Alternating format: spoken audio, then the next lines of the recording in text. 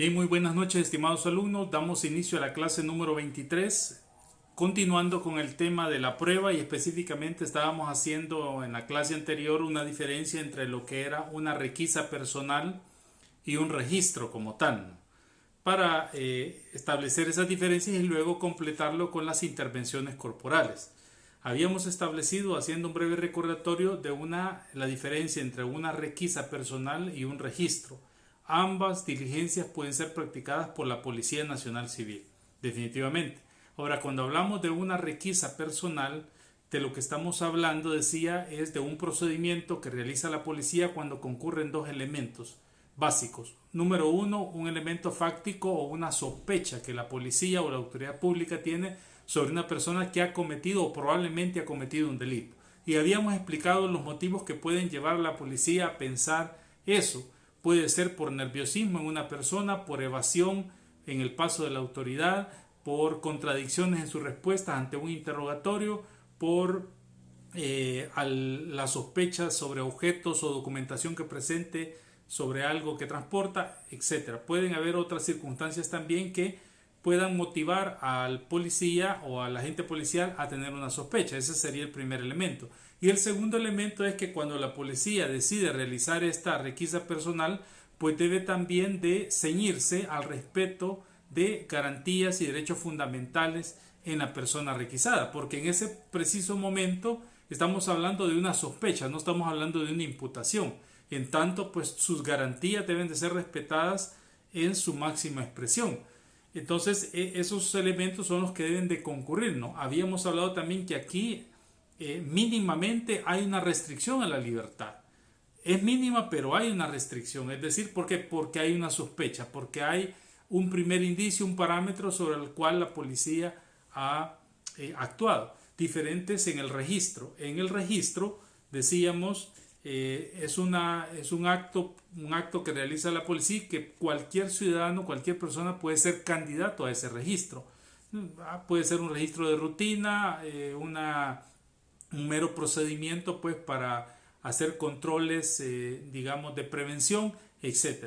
Entonces, aquí no hay, digamos, ni sospecha, ni hay, consecuentemente, digamos, una actitud en el procedimiento de querer violentar, ni en el otro tampoco, no hay una actitud de querer violentar. A lo que me refiero es que no hay, digamos, si no hay una sospecha, pues entonces sus garantías fundamentales y derechos fundamentales pues no están, digamos, en juego, en discusión, si pueden vulnerarse o no en algún momento, porque no hay una sospecha. Entonces no hay tampoco, diríamos en estricto sentido, una restricción ni mínima, ni tan siquiera mínima, de la libertad de una persona, porque es alguien pues que al azar se detiene o se le manda, digamos, el permiso, se le solicita el permiso para poder requisar su vehículo o para hacerle algunas preguntas o alguna inspección de manera superficial en sus vestimentas.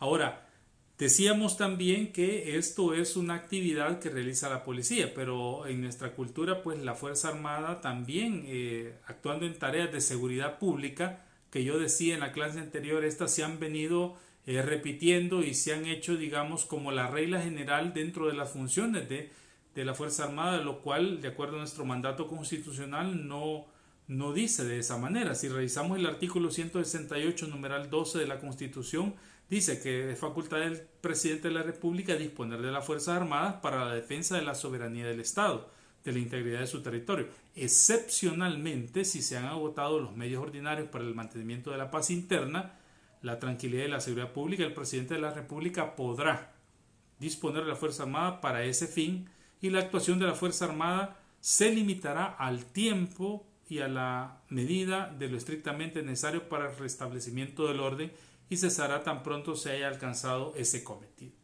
Cosa que del 2004 pues no pensamos que no se ha alcanzado, no, porque todavía la Fuerza Armada participa en estas tareas y lo vemos continuamente haciendo algún tipo de requisas, cosa que contriñe con el espíritu y con el texto literal de nuestra Constitución. Lo mismo lo establece el artículo 212, inciso primero, de nuestra Carta Magna, donde establece cuáles son las funciones básicas de la Fuerza Armada. También hay que relacionar el artículo 19 de nuestra Constitución, que tiene que ver con esto que estamos explicando, de la requisa personal y de los registros. Dice el artículo 19 de nuestra Constitución de la siguiente manera: solo podrá practicarse el registro o la pesquisa de la persona para prevenir o averiguar delitos o faltas.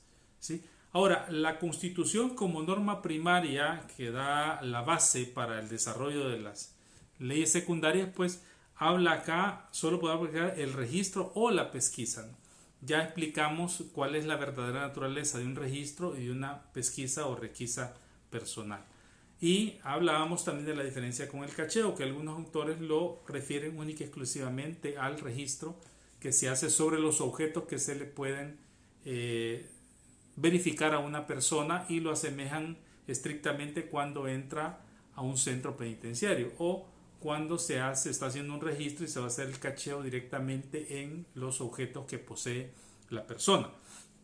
También es importante mencionar el artículo 14 de nuestra Constitución, donde da facultad o donde nace, diríamos, el derecho que tienen las municipalidades también para organizar al cuerpo de agentes metropolitanos, y donde, enlazado con el Código Municipal, se establece que están destinados exclusivamente para funciones de la municipalidad. Sin embargo, pues puede darse el caso de que un agente de estos participe en un procedimiento de requisa personal. Aquí está la pregunta: ¿es válido o no es válido esos procedimientos? Bueno, desde un punto de vista estrictamente legal no es válido, porque no es la función de seguridad pública de los agentes metropolitanos. Tendría que dar aviso a la policía para que éste pueda poder realizar la requisa personal.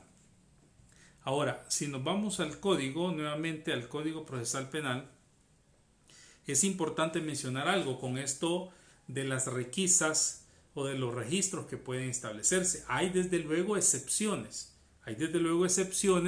Que las establece nuestra Constitución. Allá el artículo 236 y 238 de nuestra Constitución establece aquellos funcionarios a los cuales, previo al juzgamiento en un tribunal común, debe haber declaratoria de formación al lugar de causa. Declaratoria de formación de causa, perdón. Ya estamos hablando de los diputados, de los ministros, del presidente, de los jueces, de los magistrados, que en algunos casos, pues, cuando cometen delitos oficiales, y en otros casos también cuando cometen delitos comunes. Ahora, si bien es cierto, hay una excepción para el procesamiento de estos funcionarios cuando cometen delitos, también eso no limita el poder coercitivo o la facultad que tiene la policía para actuar de manera inmediata cuando se encuentre un funcionario de lo establecido en estos artículos cometiendo un delito de manera flagrante, ¿no? Cuando está o cuando es ubicado y que está cometiendo un delito en flagrancia, pues desde luego que la policía va a proceder, tiene que proceder para reprimir el delito y proceder a hacer los registros necesarios para que después proceda a la formación al lugar de causa, no por la autoridad que corresponda. Eso sí hay que dejarlo claro, pues no porque tengan esa excepción la policía no va a prevenir o no va a reprimir el delito, desde luego que no. Y hemos tenido casos, digamos, prácticos en nuestra realidad. Tal vez ustedes recuerdan, no sé si estaban muy chicos, recuerdan el caso del diputado Merino cuando agarra a disparos a una patrulla de la policía porque venía en estado de ebriedad y aparece lesionada una o dos policías, que luego Fiscalía lo tipifica como lesiones, ¿no? Cuando a todas luces sabemos que dispararle a una persona y cuando el disparo cae cerca del hombro, pues no estamos hablando de lesiones, estamos hablando de una tentativa de homicidio, ¿no? Pero en esos momentos tuvo que intervenir la policía, aunque posteriormente se hiciera el procedimiento de formación de causa. También es importante mencionar respecto a esto de que hay otro tipo de excepciones, diríamos que a considerar acá. Es el caso de los agentes diplomáticos y sus familiares. De acuerdo a la Convención de Viena sobre agente diplomático, Convención de Viena sobre relaciones diplomáticas y consulares, se establece la prohibición de detener a una persona que forme parte de los cuerpos diplomáticos. Asimismo, de revisar su maleta. Para esto, pues lógicamente no se tiene esa prerrogativa en este tipo de funcionarios porque la norma internacional lo establece de esa manera. Sin embargo, no quiere decir que cuando haya una sospecha de que se está cometiendo un delito o se va a cometer una sospecha real, y la policía lógicamente puede intervenir. ¿Por qué? Porque precisamente va a repeler, va a impedir la comisión de un delito. Pero por regla general, pues estas personas tienen inmunidad incluso para que se revise su maleta diplomática. Y el convenio establece pues que esa inmunidad alcanza hasta los familiares. En ese sentido, pues hay que considerar estas circunstancias, porque ante una situación de esa, pues tendría que considerarse y seguirse los procedimientos necesarios. Media vez se logre demostrar que se va a cometer un delito o que está en flagrante delito, que puede ser, por ejemplo, en un aeropuerto o en una institución a través de las cámaras de videovigilancia, pues perfectamente se puede intervenir. Bien, luego, hablando de esto, nos vamos al artículo 199, que hablamos de las intervenciones corporales. Ya establecimos lo que es una registra personal, un registro. Vamos a las inspecciones corporales. Y dice, el fiscal, si en el curso de una investigación estima necesario realizar la inspección de una persona cuando advierta que sobre su cuerpo existen elementos o indicios de prueba, la realizará conforme a las disposiciones legales de este código. Tal diligencia podrá realizarse aún en contra de la voluntad de la persona cuando se trate del investigado, y en todo caso respetando su salud y dignidad, siempre que no implique la intervención en las áreas públicas de la persona, en cuyo caso deberá solicitarse autorización judicial. Si fuera necesario, el acto se practicará con auxilio de peritos. Todo lo acontecido, dice, durante la realización de la diligencia deberá constar en acta, la cual será firmada por todas las partes que intervinieron. Y leemos el artículo 200, que dice, cuando resulte necesario obtener o extraer del cuerpo de una persona señalada como autor o partícipe del hecho delictivo muestras de fluidos corporales, practicar radiografías o tomografías que permitan identificar objetos en su interior, realizar cualquier otro procedimiento que implique intervenirlo, el fiscal solicitará la autorización, dice, la autorización del juez competente cuando éste se negare a realizarlo. Caso contrario, procederá la diligencia. Va a proceder la diligencia. Bien, hay que considerar aspectos importantes ante estas dos diligencias. La primera habla de las intervenciones corporales. Las inspecciones corporales. Dice, si en el transcurso de una investigación el fiscal considera de que la persona lleva entre sus ropas algo, puede ordenar una inspección corporal. Aquí hay dos elementos importantes. Primero, que estamos hablando de una persona ya que tiene la calidad de imputado. Aquí hablamos de una persona que tiene la calidad de imputado, es decir, ya inició un proceso penal. Y el proceso penal, pues, no podríamos decir tal vez entender que el proceso penal inició cuando ya estamos en sede judicial, pero sí ya se activaron las garantías constitucionales. Es decir, ya hay una incriminación del Estado, ya hay un señalamiento formal, y por tanto el fiscal no tendría ni necesidad de pedir orden judicial cuando él considere de que lleva adherido entre sus ropas algo proveniente del delito. En este caso, siempre y cuando no se trate de un tocamiento en un área pública, ¿no? Ya especificamos a qué se refiere, a partes genitales, los senos, oído, boca, nariz, etc. Entonces, siempre y cuando no se trate a esas partes íntimas, el fiscal pudiera autorizarlo sin necesidad de orden judicial. Ahora, cuando se trata de esto, de una de estas áreas, sí es necesario, lógicamente, pedir la orden judicial. Lo mismo habla de las intervenciones corporales. La diferencia entre una inspección y una intervención es, primera, que en la inspección corporal, la afectación al derecho a la dignidad, al honor, a la intimidad, es en menor grado que respecto a una intervención corporal. ¿Por qué? Porque en la intervención corporal, ¿sí?, la del artículo 200, de lo que se trata es de buscar un medio de prueba dentro del cuerpo de la persona.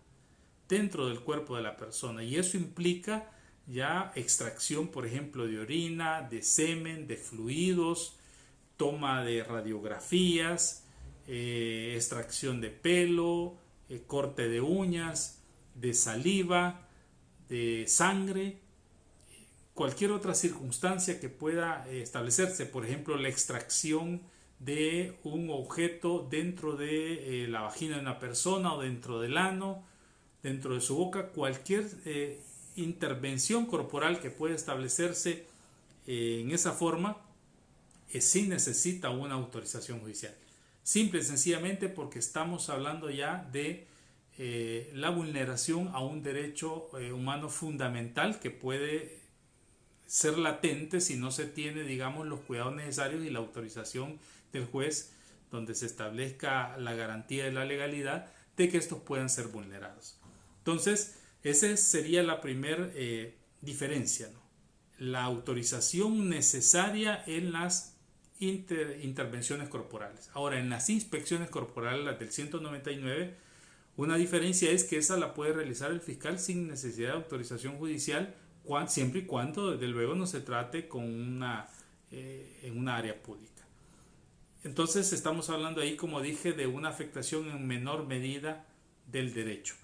Ahora, hay un dato importante acá cuando se establece que esta, dice, se puede realizar aún ante la negativa del imputado o ante la negativa del procesado. Es decir, el procesado lógicamente no está de acuerdo ante eso. Desde un primer momento, cuando un procesado no está de acuerdo en que se le realice una intervención corporal, ¿sí?, o una inspección, digamos, en sus áreas púdicas, pues ya genera una sospecha. Genera una sospecha porque si no hay nada ilícito que pueda llevar, que pueda contener, pues perfectamente él puede hacer, digamos, en términos prácticos, por ejemplo, realizar un par de flexiones, como ponen a las personas que entran a los centros penales y que dentro de su vagina o dentro de su ano llevan algún tipo de objeto ilícito, ¿no? Cuando hacen ese registro y se le dice a la persona de que si no quiere que se le registre, pues que colabore con la investigación y que si lleva algo, pues que se saque de su parte genital y la persona lo hace, pues no hay ningún problema. Y si no lleva nada y hace un par de flexiones y no sale nada, pues está colaborando con eso. Ahora, ¿por qué la ley considera de que aún ante la negativa se puede realizar la diligencia? Por supuesto, con orden judicial, por una sencilla razón. Porque la investigación del delito, la verdad de los hechos, la búsqueda en la participación de los probables autores del delito, no puede quedar a merced de la autonomía o de la voluntad del sospechoso o de la persona imputada. Bueno, en este caso estamos hablando ya de un imputado, de un procesado. No puede quedar al capricho, a la merced de él y decir, no, bueno, yo tengo autonomía y no quiero que me revisen o no voy a colaborar con la investigación. Entonces aquí es donde el juez hace el juicio de ponderación y establece, bueno, ¿qué prevalece más? La autonomía de una persona, de decir, mire, yo no voy a colaborar, no puedo establecer, no voy a permitir que me examinen o no llevo nada, pero tampoco colabora para demostrar por sí solo que no lleva nada dentro de su cuerpo. Versus la averiguación de la verdad, versus el daño que pudo haber generado el delito a la víctima, las garantías sobre la víctima, la celeridad del proceso y principalmente pues por la finalidad que el Estado tiene a través de su política criminal sobre eso. Entonces, sopesando todo eso, el bienestar de la sociedad, entonces Lógicamente no, el legislador consideró que no puede quedar a merced de la persona eh, por su negativa a no realizar una diligencia. Por eso es que la ley dice que aún a consecuencia de, ante la negativa de la persona, con orden judicial se puede realizar esta intervención. Entonces vean qué interesante, hemos aprendido la diferencia que puede establecerse entre un registro, una requisa personal, una intervención, una inspección corporal y una inspección corporal y una intervención corporal. Haciendo una recapitulación, hablábamos de un registro que cualquier persona puede ser candidato a eso. Estamos hablando de un procedimiento de la policía rutinario o de prevención del delito, pero donde no hay sospechosos, donde no, consecuentemente, tampoco está en juego la vulneración de una garantía constitucional o de un derecho fundamental, donde no hay o no se considera que hay una restricción a la libertad de una persona, ni aún mínima, a diferencia que cuando hablamos de una requisa personal, que es un procedimiento que hace la policía, una inspección en el cuerpo de la persona, donde sí convergen dos elementos, un fáctico, que es la sospecha, y el jurídico, que es el procedimiento apegado al respeto de las garantías y derechos fundamentales de la persona, y donde mínimamente sí podemos establecer de que hubo una restricción a la libertad y que ante ese procedimiento pues no se pueden ejercer sobre áreas púdicas de ninguna manera. Tenemos la inspección corporal, que esta la puede realizar en un momento determinado la fiscalía sin necesidad de autorización judicial, cuando ya estemos hablando de una persona que tiene la calidad de imputado. Y si nos vamos allá por el artículo 83, 84 de nuestro Código Procesal Penal, 82, 83, nos habla de quienes tienen la calidad de imputado, y por ahí el primero o segundo ordinal, así parafraseando, dice aquella persona que es señalada de la comisión de un delito, ¿no? De la comisión o participación en un delito. ¿Y cómo puede ser señalada? Bueno, por denuncia, por aviso, por una querella, etc. Entonces, a partir de ese momento ya tiene la calidad de imputado. Entonces el fiscal, verificando este procedimiento, puede ordenar una inspección, por supuesto también siempre que no afecte áreas púdicas. Ahora, si tiene que ver con áreas púdicas, tiene que pedir la autorización judicial ante la negativa de la persona, porque si no hay negativa, pues a contrario del censo, pues deberíamos entender de que si la persona va a colaborar con la investigación, y si en realidad posee algo, pues ella misma puede darlo a las autoridades, ¿no? Para evitar también de que sea tocada o tocado, ¿verdad?, en esas áreas íntimas. Hablamos también de la intervención corporal, que estamos hablando de una diligencia ya con una intensidad mayor en el cuerpo de una persona, donde se requiere de extracción de fluidos, que esta puede ser al inicio o durante el procedimiento también. Puede establecerse durante el procedimiento, y yo les hablaba de los exámenes toxicológicos que pueden establecerse, o de, por ejemplo, un examen de ADN podría establecerse también, o una persona que sea sometida a la verificación de huellas a través del sistema AFIS de la policía, ¿no? Para hacerle un peritaje dactiloscópico.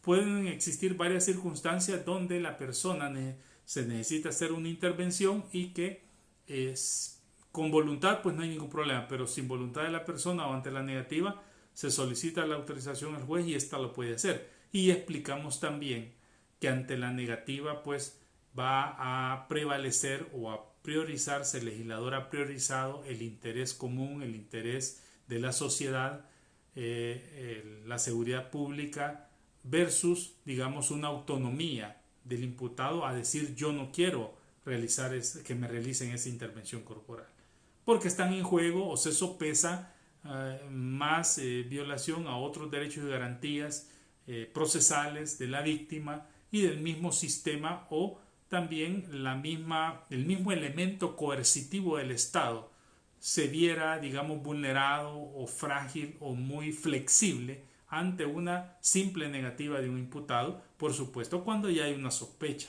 Me refiero, eso debo dejarlo claro, que debe existir una sospecha ya y no una sospecha, una incriminación ya sobre la persona de que ha cometido el delito o ha sido probable partícipe del delito.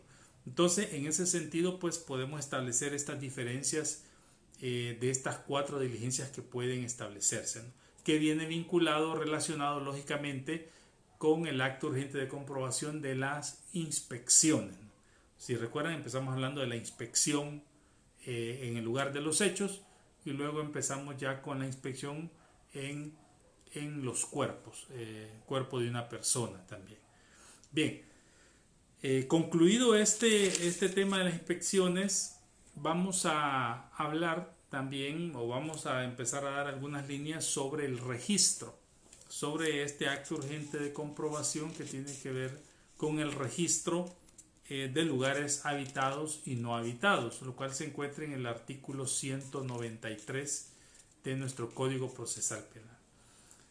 Explicábamos, dando algunas primeras líneas, que este es un acto urgente de comprobación que necesariamente, por regla general, necesita autorización judicial para su realización. ¿Por qué razón? Por el tipo de vulneración que puede darse en los derechos de una persona. Estamos hablando del derecho a la morada, establecido en el artículo 24 y siguientes de nuestra Constitución, el derecho al honor de la persona, a la intimidad, a la dignidad. Es decir, cuando la autoridad pública, amparada en la facultad coercitiva del Estado, llega y vulnera mi derecho a la intimidad personal, pues eso debe tener, mi derecho a la morada, eso debe tener una justificación válida. A eso se refiere la ley. Nadie, ninguna autoridad puede vulnerar ese derecho humano fundamental. Entonces, por esa razón es que se necesita una autorización judicial. Una autorización judicial que ya lo vamos a ver, debe llevar ciertos requisitos específicos para que ésta pueda ser autorizada por el juez, que ésta pueda tener la viabilidad y pueda tener la certeza de que efectivamente en ese lugar que se pretende registrar vamos a encontrar a la persona probable o a los partícipes del delito, o vamos a encontrar algún objeto que tenga relación con el delito.